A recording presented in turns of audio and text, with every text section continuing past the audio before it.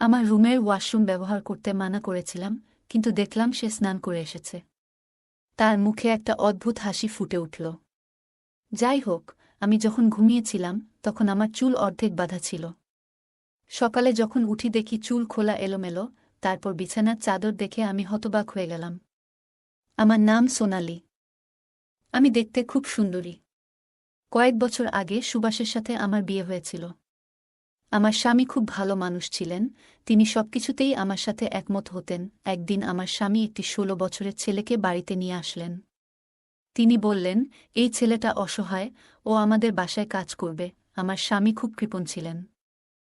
ছেলেটি দেখতে খুব সুন্দর ছিল। আমি স্বামীকে জিজ্ঞাসা করলাম, এই ছেলেটি কোথা থেকে এসেছে? তিনি বললেন, সে আমার বন্ধুর বাড়িতে কয়েক মাস কাজ করেছে, কিন্তু এখন সে বিদেশে যাচ্ছে। আমার স্বামী বললেন, ছেলেটা আমাদের বাসায় দুবেলা খাবে এবং যা বলবে তাই করবে। আমি বললাম, আমাদের ঘরে তো থাকার রুম একটাই আছে। ছেলেটা কোথায় থাকবে? তিনি বললেন, চিন্তা করার দরকার নেই, ও ড্রয়িং রুমে থাকবে। আমি বললাম, ঠিক আছে। ছেলেটি খুব শান্ত ছিল। আমি প্রতিদিন ভোরে তাকে ডেকে দিতাম। সে চুপচাপ অনেক কাজ করত এবং সারা ঘর নিজেই পরিষ্কার করত। আমি তার জন্য নাস্তা তৈরি করে দিয়েছিলাম এবং সেও চুপচাপ খেয়েছিল। আমি জিজ্ঞাসা করলাম, তুমি কি কথা বলতে পারো? তিনি বললেন, জানি না। তারপর তিনি বললেন, আমি যখন চোখ খুললাম তখন আমি এতিমখানায় ছিলাম। আমার বয়স যখন ৫ বছর, তখন এক ব্যক্তি আমাকে এতিমখানা থেকে নিয়ে যায় এই বলে যে তার বাড়িতে কোনো সন্তান নেই এবং সে আমাকে ভালো স্কুলে ভর্তি করিয়ে বড় করবে। কিন্তু ৫ বছর বয়সেই সে আমাকে ঘরের কাজ করতে বাধ্য করল। আমি ছোট ছোট জিনিস আনা, বাসন ধোয়া, মেহমানদের সামনে থালাবাসন পরিবেশন করায় ব্যস্ত থাকতাম। আমার বাকি জীবনটা এভাবেই কাটছিল। যখন সেই বুড়ো মারা গেল, তার বউ আমাকে ঘর থেকে বের করে দেয়। তারপর থেকে আমি চাকর হিসেবে কাজ শুরু করলাম। কিন্তু যেই আমাকে নিয়োগ করল, আমাকে শুধু দুবেলা খাবারের বিনিময়ে রাখল। এর বেশি কেউ আমাকে কিছু দেয়নি। আমি দুবেলা খাবারের বিনিময়ে সব কাজ করি। তার গল্প শুনে খুব খারাপ লাগল। আমি মাথায় হাত বুলিয়ে বললাম, তুমি চিন্তা করো না, আমিও তোমাকে কিছু টাকা দেব। আসলে আমার স্বামীর বেতনও বেশ ভালো। তিনি বললেন, না, তিনি আমাকে দুবেলা খাবার দিচ্ছেন। এটাই আমার জন্য যথেষ্ট। আমার কোনো পরিবার নেই যার জন্য আমাকে চিন্তা করতে হবে এবং কেন আমাকে টাকা দিতে হবে। এজন্য আমি কৃতজ্ঞ। তার কথায় আমার হৃদয় ভারী হয়ে উঠল। আমি জানতাম না যে এই সহানুভূতি আমাকে অনেক মূল্য দিতে হবে। আমার স্বামীর কাজের সময়সূচি এমন ছিল যে তাকে প্রায়ই অন্য শহরে থাকতে হতো। কোম্পানির বস তাকে মাসে একবার অন্য শহরে ৩-৪ দিনের জন্য পাঠাতেন। সেই দিনগুলোতে আমি একাই থাকতাম। আমার বিয়ের ৬ বছর হয়ে গেলেও আমাদের কোনো সন্তান হয়নি। ভাবলাম, এতিম ছেলে মেয়েদের সঙ্গে ভালো ব্যবহার করলে ঈশ্বর আমাকে একটি সন্তান দান করবেন। একদিন আমার স্বামী যখন অন্য শহরে ছিল, আমি রান্নাঘরে ময়দা মাখাচ্ছিলাম এবং স্কার্ফ ছাড়াই রান্নাঘরে ঢুকে পড়েছিলাম। আমি শুধু বাড়ির কাজ করছিলাম, কিন্তু বুঝতে পারিনি যে ১৬ বছরের একটি ছেলের চোখে এমন ইচ্ছা থাকতে পারে। আমি যখন দোপাট্টা ছাড়াই ময়দা মাখাচ্ছিলাম, তখন সে সিঙ্কের কাছে দাঁড়িয়ে বাসন ধোয়ার অজুহাতে তাকিয়েছিল। আমি আমার কাজে ডুবেছিলাম। এমন সময় হঠাৎ মনে হলো আমার সত্তাকে কেউ যেন আক্রমণ করছে। ছেলেটি কখনো আমার মুখের দিকে তাকাচ্ছিল, আবার কখনো আমার শরীরের দিকে এমন দৃষ্টিতে তাকাচ্ছিল যা আমাকে অস্বস্তিতে ফেলে দিল। তাই আমি ভয় পেয়ে গেলাম। সাথে সাথে রান্নাঘরের দরজায় ঝুলানো স্কার্ফটা নিজের চারপাশে জড়িয়ে নিলাম। ময়দা প্রায় গুঁড়ো করে ফেলেছিলাম, সেটি একটি বাক্সে রেখে ফ্রিজে রাখলাম এবং তৎক্ষণাৎ রান্নাঘর থেকে বেরিয়ে এলাম। আমার বিছানায় বসে ভাবতে লাগলাম, কেন এই ছেলেটি আমার দিকে তাকিয়ে আছে। তবে আমি নিজেকে আশ্বস্ত করলাম যে হয়তো এটা আমার মায়া হতে পারে। কেন এমন ভালো বাচ্চা আমাকে খারাপ চোখে দেখবে? এটি মহিলাদের প্রকৃতিতে দেওয়া হয়েছে যে তারা তাদের প্রতি নির্দেশিত ভুল অনুভব করেন, কিন্তু আমি এটাকে উপেক্ষা করলাম কারণ সে ১৬ বছরের ছেলে। আমি ভাবিনি যে সে এমনভাবে তার অসহায়ত্বের গল্প বর্ণন করতে পারে। কিছুক্ষণ পর ঘর থেকে বেরিয়ে দেখলাম সে সোফায় বসে আছে। রাতের খাবার খেয়ে সে বলল, ম্যাডাম, বাইরে খুব ঠান্ডা। আমি বললাম, তোমার খারাপ না লাগলে, তুমি তো ঠিকই বলছ। শরতের ঋতু শুরু হয়ে গেছে। সে বলল, আমি কোথায় ঘুমাবো? আমার একটি রুম আছে যেটা আমি আমার সেলাইয়ের জন্য ব্যবহার করি। সেখানে সেলাই করার জিনিসপত্র আর একটি মেশিনও আছে। আমি বললাম, তুমি আমার জিনিসপত্রে হাত দিও না। সে বলল, আমি তোমার রুমে মেঝেতে ঘুমাবো। এটা শুনে আমি চমকে উঠলাম, কিন্তু মনে হলো মেঝেতে বিছানা পেতে সে থাকতে পারে। আমি এখনও আমার শীতের জামাকাপড় বের করিনি, কিন্তু তার মুখে এক অদ্ভুত আনন্দের ছাপ দেখলাম, যেন সে খুব খুশি হয়েছে। তার বিছানাটা তুলে আমার রুমে মেঝেতে বিছিয়ে দিলাম। ঘুমানোর আগে আমি রুমের আলো নিভিয়ে দিলাম এবং ধীরে ধীরে গভীর ঘুমে তলিয়ে গেলাম। সকালে যখন আমার চোখ খুলল, মাথাটা খুব ভারী লাগছিল, হয়তো অতিরিক্ত ঘুমের কারণে। ঘড়ির দিকে তাকালাম, সকাল ৮টা বেজে গেছে। সাধারণত আমি সকাল ৬টায় ঘুম থেকে উঠি, কিন্তু আজ মনে হলো যেন অনেক ঘুমিয়ে ফেলেছি। তখনই আমি ওয়াশরুম থেকে পানি পড়ার শব্দ শুনতে পেলাম। বিছানার নিচে তাকিয়ে দেখলাম ছেলেটির বিছানা নেই, অর্থাৎ সে উঠে আমার ওয়াশরুমে ঢুকে গেছে। এমন স্মার্ট ছেলেটি আমার অনুমতি ছাড়াই ওয়াশরুম ব্যবহার করছে দেখে আমি হতবাক হয়ে গেলাম। আমার রুমের ওয়াশরুম ব্যবহার করতে মানা করেছিলাম, কিন্তু দেখলাম তিনি স্নান করে এসেছেন। তার মুখে একটা অদ্ভুত হাসি ফুটে উঠল। যাই হোক, আমি যখন ঘুমালাম তখন আমার চুল অর্ধেক বাঁধা ছিল। সকালে যখন আমার স্কার্ফ তুলতে গেলাম, বিছানার চাদর দেখে আমি হতবাক হয়ে গেলাম। যদিও আমি কোণে ঘুমাতাম, চাদরের অবস্থান দেখে মনে হচ্ছিল যেন কেউ সেখানে শুয়েছিল। রুম থেকে বের হয়ে বললাম, শোনো, আমি এখন পর্যন্ত তোমার নাম জানি না। সে বলল, হ্যাঁ ম্যাডাম। আমি জিজ্ঞেস করলাম, তুমি রাতে কোথায় ঘুমিয়েছিলে? আমার প্রশ্নে তার মুখ ফ্যাকাশে হয়ে গেল। সে বলল, ম্যাডাম, তুমি মাটিতে শুয়েছিলে। আমি কিছু বললাম না, শুধু তাকে চলে যেতে বললাম। তারপর আমি তাকে আবার ডাকলাম এবং বললাম, শোনো ছেলে, আমার ওয়াশরুম ব্যবহার করবে না। সে বলল, ম্যাডাম, আমার নাম বাবু। এতিমখানার লোকেরা এই নাম দিয়েছে। সে চলে গেল, আর আমি বিছানা থেকে উঠে কোমরে এক অদ্ভুত ব্যথা অনুভব করলাম। অলস বোধ হচ্ছিল এবং বিছানা থেকে উঠতে ইচ্ছে হচ্ছিল না। আমি চা বানাতে জানি, কিন্তু বাবুকে বললাম, আমার জন্য ১ কাপ চা তৈরি করো। সে বলল, হ্যাঁ ম্যাডাম, এবং সাথে সাথে আমার রুমের দরজা খুলে দিল। আমি বললাম, আজ আমি ভালো বোধ করছি না। সে আমাকে দেখে বলল, হ্যাঁ, এমন কাজই হয়। আমি ভাবতে লাগলাম, আমি কি ধরনের কাজ করেছি। আমার স্বামী অন্য শহরে যাওয়াতে মনটা খুব অদ্ভুত লাগছিল। বিকেলে যখন আমি ফোন করলাম, সে বলল, সোনালি, তোমার কি হয়েছে? তোমার শরীর ভালো লাগছে না? আমি বললাম, না, কাজ চলছে। সে বলল, আমি মিটিংয়ে আছি, পরে ফোন করব। তার কথায় আমার মন আরও ভারী হয়ে গেল। এটি একটি কাকতালীয় এবং মোহ ছিল। আমরা একে অপরের সুর থেকে জানতাম যে আমাদের সামনের লোকটি বিরক্ত কিনা।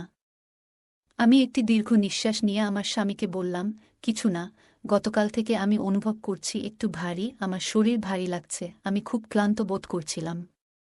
আমার ভৃত্য আমার সামনে দাঁড়িয়ে বড় বড় চোখ করে আমার দিকে তাকিয়েছিল। তার চোখে এক অদ্ভুত তপস্যা ছিল যা তার অস্তিত্বকে সমর্থন করছে বলে মনে হচ্ছিল। খালাম্মা আর বউয়ের ব্যাপার ছিল, তাই ওখান থেকে উঠে ওর রুমে চলে গেলাম। ওর মিটিং জরুরি ছিল। কিছুক্ষণ পর আমি কলটা বন্ধ করে দিয়ে আবার বসলাম। তখন দরজাটা খুলে গেল এবং দরজায় দাঁড়িয়ে থাকা চাকর বলল, কি হয়েছে? আপনি কি কিছু চান? আমি চোখ বন্ধ করে মাথা নেড়ে বললাম, না, আমি কিছুক্ষণ বিশ্রাম নিতে চাই। আমি আমার চোখ বন্ধ করে অনুভব করলাম যেন তিনি দরজার কাছে দাঁড়িয়ে আমার দিকে তাকিয়ে আছেন। পরের মুহূর্তে তিনি ঘাবড়ে গেলেন এবং তার মুখ গম্ভীর হয়ে গেল। সে বলল, আমার মনটা ভালো নেই, তাই তোমার মাথায় মালিশ করতে চাই। আমি খুব ভালো করে মালিশ করি। আমি তাকে প্রত্যাখ্যান করলাম এবং বললাম, তেজপাতা দিয়ে ১ কাপ চা নিয়ে আসো, হয়তো আমার মাথা ব্যথা সেরে যাবে। সে মাথা নেড়ে সেখান থেকে চলে গেল। কিছুক্ষণ পর চা নিয়ে হাজির হল। চা পান করার সময় মনে হলো সে অনেক পাতা ফেলেছে, তবে আমি চা পান করার সাথে সাথেই আমি আরাম অনুভব করতে লাগলাম। তাই আমি খুব তাড়াতাড়ি ঘুমিয়ে পড়লাম। শুয়েছিলাম, কেউ আসেনি, কারণ এই চাকরের প্রতি আমার পূর্ণ বিশ্বাস ছিল। যাই হোক, সে আমার উপস্থিতিতে পুরো বাড়ির যত্ন নিয়েছে। আমি যখন ঘুমালাম তখন রাত ৯টা বাজে। যখন ঘুম ভাঙল তখন ক্ষুধার জ্বালায় ঘরটা আলোয় নিমজ্জিত ছিল। যাই হোক, আমার অবস্থা খারাপ হতে থাকল। ১ কাপ চা খাওয়া শেষ করে যখন বেরিয়ে এলাম, তখন চাকরটি আমাকে দেখেই বলতে লাগল, ম্যাডাম, আপনি কি ভালো আছেন? আপনার জন্য খাবার রেডি করব, সে আমার জন্য অপেক্ষা করছে বলে মনে হলো। আমি বললাম, তুমি আমাকে জাগিয়েছ। তুমি ঘুমাচ্ছ না কেন? আমার মন্তব্যে তিনি একটু হাসলেন এবং আমার দিকে মনোযোগ দিয়ে তাকিয়ে বললেন, আপনি এত সুখে ঘুমাচ্ছিলেন শান্তিতে। আমি একজন চাকর, আমি কে যে আপনার ঘুমের ব্যাঘাত ঘটাব? তাকে এত সুন্দর দেখাচ্ছিল যে আমি তার কথা শুনে চমকে উঠলাম এবং জিজ্ঞেস করলাম, ওহ মিস্ট্রেস, আপনি এত শান্তিতে ঘুমাচ্ছিলেন? আমি একজন চাকর, আমি কে হব যে আপনার ঘুমের ব্যাঘাত ঘটাবে?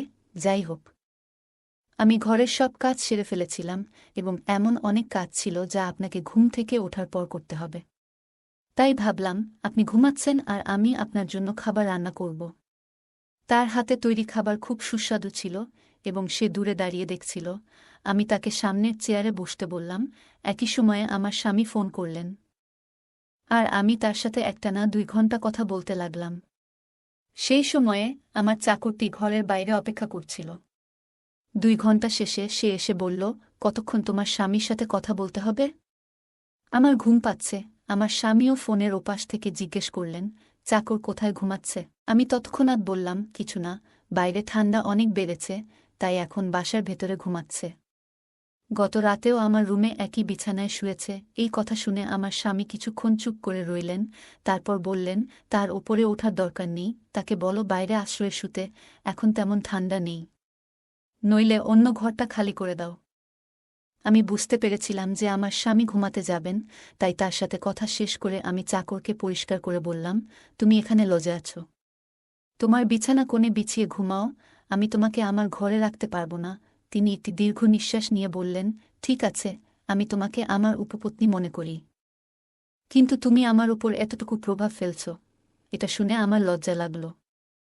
আমি বললাম, এমন কিছু নেই, তুমি এখানে লজে ঘুমাতে পারো। যাও, সকালে ঘুম থেকে উঠে নাস্তা তৈরি করতে হবে। এই বলে আমি আমার রুমে চলে গেলাম। এত ঘুমানোর পরও যখন আলো জ্বালালাম এবং পড়তে বসলাম, ঘুমটা আবার আমাকে আলিঙ্গনে নিতে শুরু করল। আমি ভাবছিলাম আমার স্বামী আমার পাশেই আছেন, কিন্তু যখন চোখ খুললাম দেখলাম আমার স্বামী বাড়িতে নেই।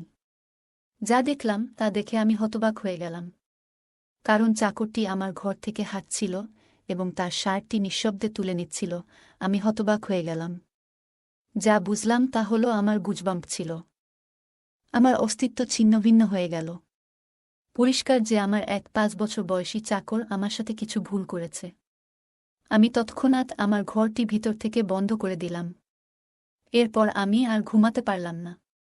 একটা 16 বছর বয়সী ছেলে কিভাবে এমনটা করতে পারল তা ভেবে পাগল হয়ে গেলাম। পরদিন সকালে চাকরটি এল না। আমি রুম থেকে বেরিয়ে এলে সে অদ্ভুত দৃষ্টিতে তাকাচ্ছিল। আমি তাকে সম্পূর্ণ উপেক্ষা করে নিজের ঘরের কাজ করতে লাগলাম। আমি লক্ষ্য করলাম, ছেলেটি কেবল বয়সে ছোট নয়, কিন্তু অভিজ্ঞতা এবং চেহারার দিক থেকে সে ক্ষুধার্ত নেকড়ের মতো দেখাচ্ছিল। আমি যখন ঘুমাতে গেলাম তখন আমি সেই ছেলেটিকে আমার ঘরে ঢুকতে দিইনি, যার ফলে আমি সারা রাত সজাগ ছিলাম। সে বলল, ম্যাডাম, আপনার এয়ার ফ্রেশনার আনুন, আমি রুমে স্প্রে করব। কিন্তু কিছু ভেবে আমি তাকে প্রত্যাখ্যান করে বললাম, আমি নিজেই স্প্রে করব, তুমি চলে যাও। সে কিছু ভেবে জায়গা ছেড়ে চলে গেল। কিন্তু সেই রাতে আমি রুমে এয়ার ফ্রেশনার ছিটাইনি, যদিও এটি আমার প্রতিদিনের অভ্যাস ছিল। আমার স্বামীও সেই রাতে অন্য শহরে ছিল।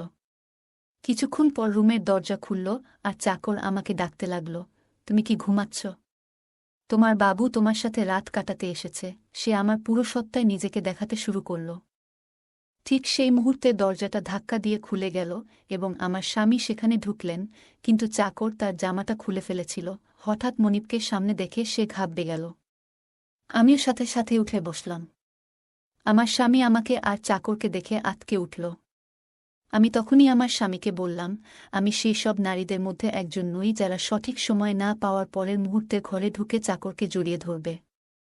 আমার স্বামী ওকে চড় মারতে লাগলেন আর বলতে লাগলেন, থালায় তুমি খাও, আমি তোকে ঘরে এনেছি তোর উপকারে, কিন্তু তুই আমার ঘরেই এসব শুরু করলি। তিনি প্রথমে অস্বীকার করতে থাকলেন, কিন্তু যখন আমার স্বামীর ভারী চাপ তার উপর পড়ল তখন তিনি কাঁদতে শুরু করলেন এবং যা বললেন তা আমাদের কল্পনাতেও ছিল না।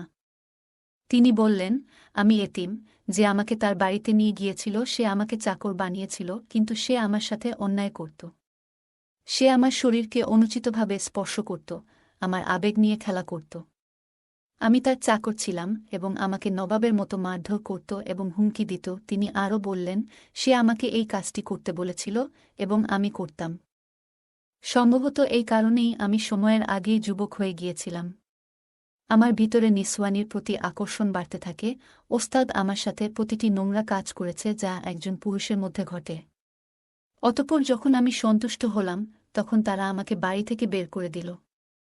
আমি যখন আপনার বাড়িতে এলাম তখন আমি ধৈর্য ধরতে পারতাম না এবং তখন আমি এয়ার ফ্রেশনারের ওষুধ মেশাতাম। সুগন্ধ পেয়ে আপনি যখন ঘুমিয়ে পড়তেন তখন আমি রুমে আসতাম, ততক্ষণে সেই সুগন্ধ কমে যেত। মিস্ট্রেসের সাথে আমার শরীরের খিদে মেটানোর পর আমার শরীরে খুব ভালো লাগত। তিনি কাঁদছিলেন এবং আমার স্বামীর কাছে ক্ষমা চেয়েছিলেন।